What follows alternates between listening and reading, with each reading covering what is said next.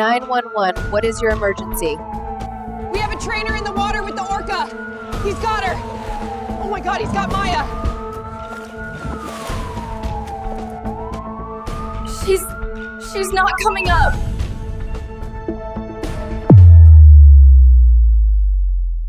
This is a story that shook an industry to its core. A story of a bond, a spectacle, and an ultimate unimaginable tragedy. For decades, marine parks promised us a window into the wild, a chance to connect with magnificent creatures. At the heart of this promise were the trainers, daring individuals who stepped into the arena with some of the ocean's most powerful predators. Brancheau was one of the best, a legend, a beacon of what seemed possible between humans and orcas. But on a seemingly ordinary day, February 24th, 2010, the curtain fell on that illusion. In a flash, the dream turned into a nightmare, a terrifying, brutal encounter that left a beloved trainer dead and sparked a global debate about the ethics of captivity. This is the minute-by-minute account of how a routine show became a horrific struggle for survival and the dark legacy it left behind. Brancheau wasn't just a trainer. She was a force of nature, a shimmering embodiment of passion and dedication. From a young age growing up in Indiana, her fascination with marine life was undeniable. While other kids played with dolls, Dawn was devouring books on dolphins and whales, sketching them in notebooks, dreaming of a life spent side by side with these majestic beings. Her childhood bedroom wasn't adorned with pop star posters, but with images of the ocean's giants. This wasn't a hobby, it was a calling. She pursued her dream with an unwavering focus. She earned a degree in psychology from the University of Central Florida, understanding that interacting with animals required not just physical prowess, but a deep comprehension of their moods, their behaviors. Her path led her straight to SeaWorld Orlando in '94, a mecca for marine animal enthusiasts. For 15 years, she dedicated her life to the orcas, those magnificent, powerful creatures of the sea. She started at the bottom, learning to he ropes, scrubbing tanks, absorbing every piece of knowledge she could. Her work ethic was legendary, her commitment absolute. Dawn was more than just a trainer. She was an ambassador. Her infectious enthusiasm captivated audiences. She had a way of connecting with the orcas that seemed almost telepathic. Guests would watch in awe as she danced in the water with these multi-ton giants, their movements fluid and synchronized, a ballet of interspecies harmony. She was often featured in promotional materials, her radiant smile and confident demeanor, a testament to the safety and wonder of SeaWorld. To her colleagues, she was a mentor, a friend, a tireless advocate for the animals. To the public, she was the face of SeaWorld's magic. Proof that humans and these apex predators could coexist in a world of mutual respect and understanding. She had achieved her childhood dream, living a life that many could only fantasize about, performing alongside creatures of immense power and intelligence. But even dreams, under the wrong circumstances, can shatter into a million pieces. And then there was Tilikum, a name now synonymous with controversy, a creature whose very existence embodied the complex ethical quandaries of keeping such magnificent animals in captivity. Tilikum was an adult male orca, a colossal specimen, the largest in captivity at the time. He weighed over 12,000 pounds and stretched more than 22 feet long, a living, breathing submarine of muscle and raw power. His sheer size alone was intimidating, but it was his history that truly cast a long, dark shadow. Tilikum was wild-caught, snatched from the icy waters off Iceland in 1983. Unlike many of the younger, facility-born orcas, Tilikum had known the vast, limitless expanse of the ocean. This was a crucial detail, one often debated in the years following the tragedy. His journey through captivity was a turbulent one. He spent years at Sealand of the Pacific in British Columbia, an environment vastly different from SeaWorld's more sparsy, house facilities. It was there, in '91, that Tilikum was involved in the death of trainer Kelty Byrne. The official explanation was that Kelty slipped and fell into the pool, and Tilikum, along with 2 other orcas, prevented her from escaping. But the details were murky, the outcome tragic.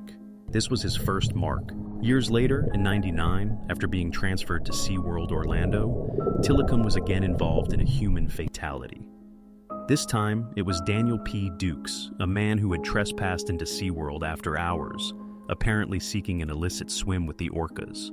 Dukes's body was found the next morning, draped over Tilikum's back, covered in bite marks and abrasions. SeaWorld maintained Dukes died of hypothermia, but the evidence suggested a violent encounter. These incidents weren't isolated anomalies. They were crimson flags, stark warnings etched into Tilikum's file. He was considered a containment orca, meaning trainers were explicitly forbidden from entering the water with him. His immense size, coupled with these past incidents, made him a high-risk animal, a creature whose behavior could be unpredictable, even dangerous. Yet, despite the warnings, despite the history, Tilikum remained a star attraction, a vital part of SeaWorld's breeding program, his immense power a draw for millions. The question remained, was it the animal or the environment that made him a ticking time bomb? The story of Tilikum in SeaWorld wasn't a sudden explosion. It was a slow, agonizing burn, a series of ignored warnings, escalating incidents, and a gradual breakdown of safety protocols. For years, Tilikum's behavior had given trainers pause. There were countless incidents, often dismissed as play or roughhousing, but in hindsight, they painted a chilling picture of an animal under immense stress, a creature chafing against the confines of his existence. Trainers reported Tilikum exhibiting dominant behaviors, holding them underwater for longer than expected, bumping them roughly, even attempting to prevent them from leaving the pool. One trainer recounted an incident where Tilikum pinned her against the wall of the pool, preventing her escape for what felt like an eternity. Another ascribed being pulled down by Tilikum's tail fluke during a performance, a near miss that left her shaken. These weren't isolated events, they were a pattern, whispers of a brewing storm. Internal reports detailed these incidents, yet often, they were downplayed or rationalized. The show, after all, had to go on. Tilikum was too valuable. The pressure to perform, to deliver the wow factor for audiences, often seemed to outweigh the inherent risks. SeaWorld had a strict no-water policy with Tilikum due to his history, but over time, this rule began to bend. Trainers, including Dawn, were permitted to interact with him from the slide-out areas, often lying down next to him, engaging in what was termed relationship building. It was a delicate dance, a constant negotiation of boundaries with an animal capable of immense destruction. The lines blurred. The perceived bond between trainer and animal was prioritized, perhaps at the expense of absolute safety. The allure of that connection, the magic of the performance, created a blind spot, a dangerous complacency. Each near miss was a testament to luck, not a guarantee of safety. The tension in the air was palpable to those who truly understood the risks, a silent ticking clock counting down to an inevitable, horrifying climax. The question wasn't if an incident would happen again, but when and how catastrophic it would be. February 24, 2010. The Florida sun beat down on SeaWorld Orlando, a typically vibrant, bustling day. The air buzzed with the excited chatter of families, the scent of popcorn mingling with the chlorine from the massive pools.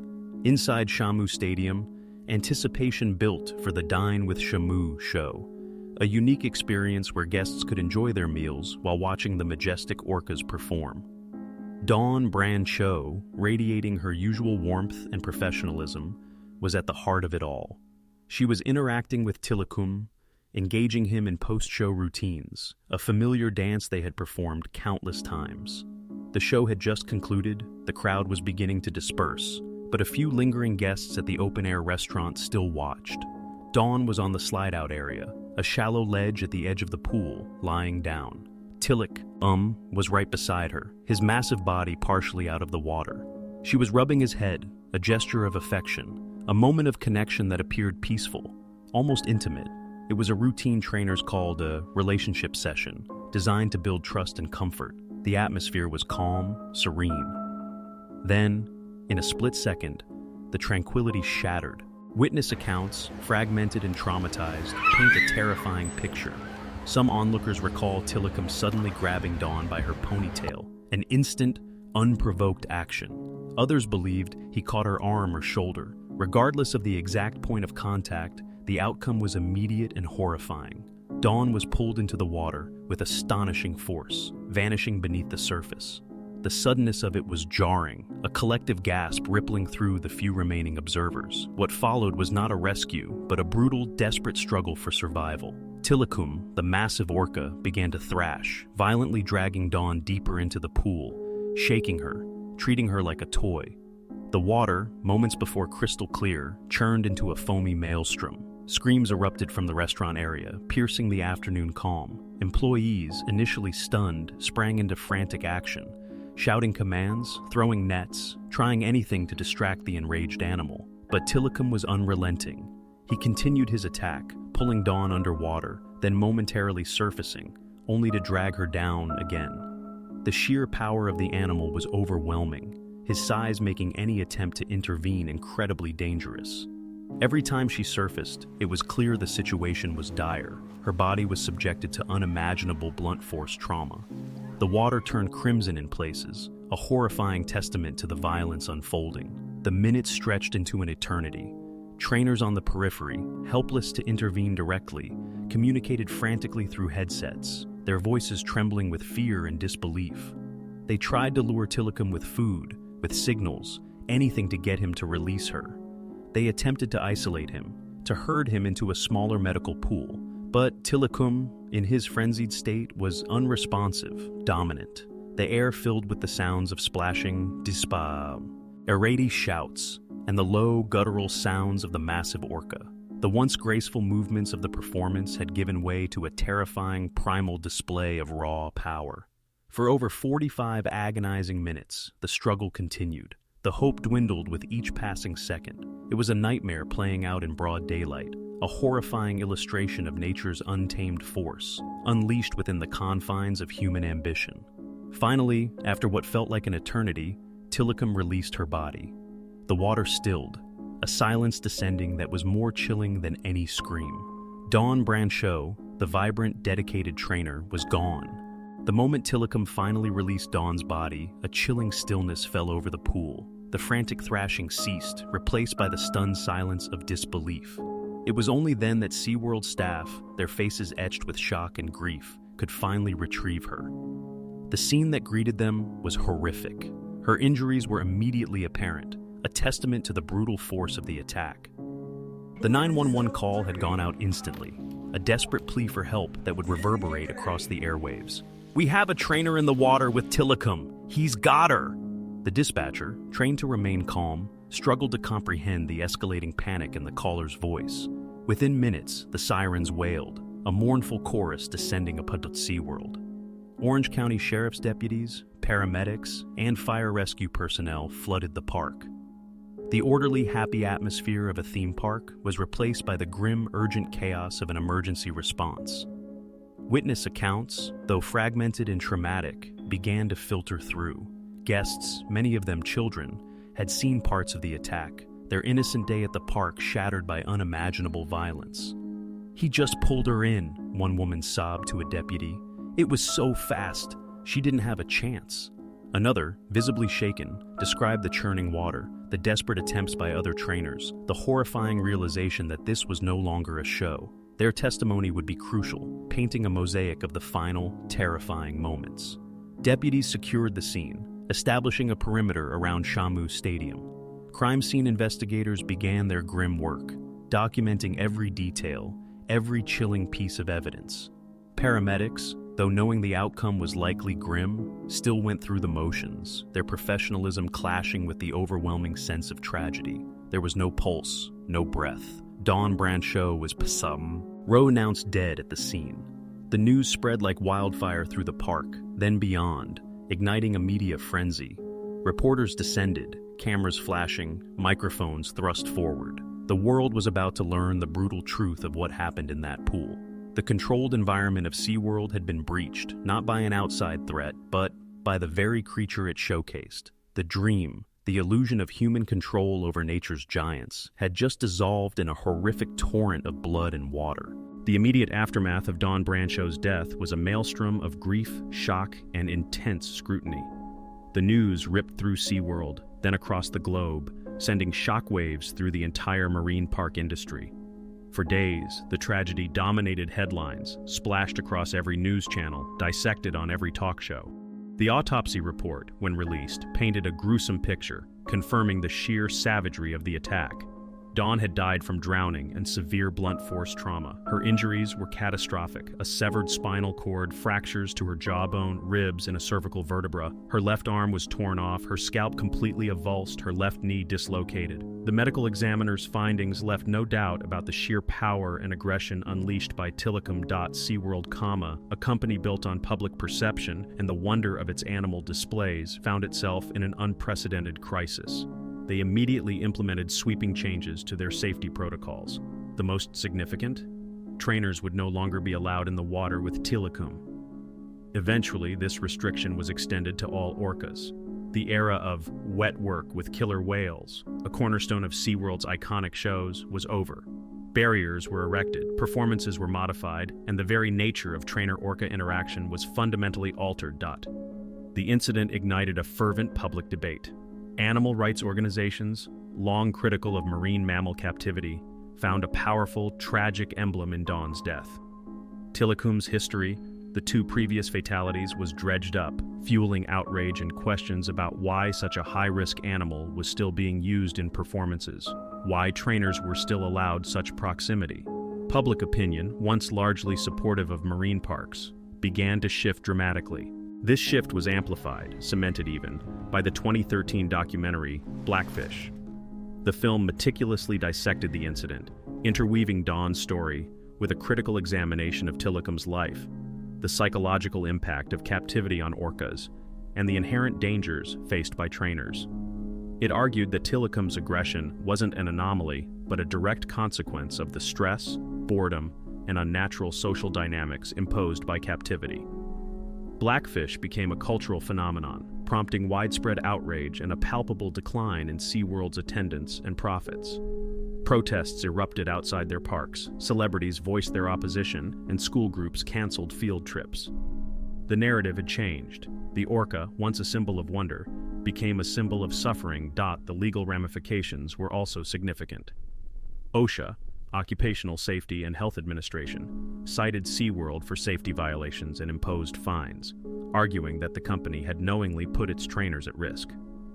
This legal battle further intensified the public and media scrutiny. Internal reports from SeaWorld, some of which were later made public, revealed a history of incidents, near misses, and warnings about Tilikum's unpredictable behavior that had been, if not ignored, then certainly downplayed in the pursuit of entertainment and profit. In 2016, facing immense public pressure and dwindling revenues, SeaWorld made a groundbreaking announcement. They would end their orca breeding program. This was a monumental shift, signaling the eventual end of captive orcas at their parks. It was a direct consequence of the tragedy and the powerful Blackfish effect. Tilikum himself, the epicenter of this tragic storm, died in 2017 from a bacterial lung infection, his life a testament to the complex, often heartbreaking intersection of human ambition and untamed nature. Dawn Brancheau's death remains a poignant, deeply debated event. It forced a global reckoning with the ethics of keeping highly intelligent, powerful marine mammals in captivity. It highlighted the devastating consequences when the line between human entertainment and animal welfare becomes dangerously blurred. Her legacy isn't just one of tragedy, but one that catalyzed significant overdue changes, forever altering the landscape of marine parks and inspiring a critical reevaluation of our relationship with the wild world. The waters of Shamu Stadium, once a stage for incredible feats, became a tomb. Dawn Brancheau's story is a stark, brutal reminder that while we may seek to control and contain nature, there are forces that can never truly be tamed. The line between wonder and catastrophe, between performance and peril, can be razor thin, and sometimes, in the pursuit of spectacle, that line is crossed, with devastating, irreversible consequences, leaving behind only the chilling echoes of a beautiful dream turned into a horrifying reality. The splashes eventually faded, but the ripples of Tilikum's rage and Dawn's tragic end continue to spread across the oceans of our consciousness, a permanent scar on the face of captive entertainment.